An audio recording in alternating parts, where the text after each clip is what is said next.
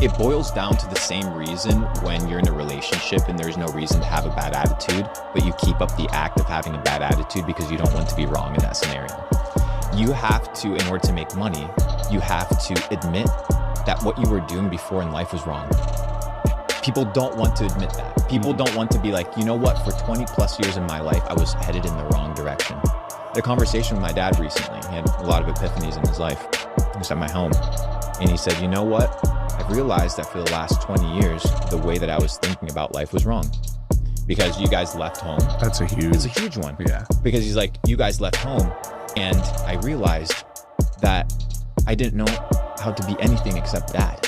So when you guys left, I was left with nothing because I didn't know who I was. So the initial exploration comes with the fact that if you want to change in life, you have to admit that the current lifestyle that you have is not the best.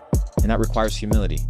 You know, that's why Jesus says that the meek and the humble shall inherit the earth, because that's the truth. You have to become a student before you become a master. And you have to feel stupid before you become intelligent. And you have to feel poor before you are rich. And you can't skip the process. And I think that we were willing and able to look at our situation and be like, if I change, my situations will change. If I change, my life will change. If I change, my people around me, they will level up by symbiosis. I am the catalyst of change. If you assume that, now you're not only assuming the responsibility for the bad things in your life, but you're also assuming the responsibility for all the upsides.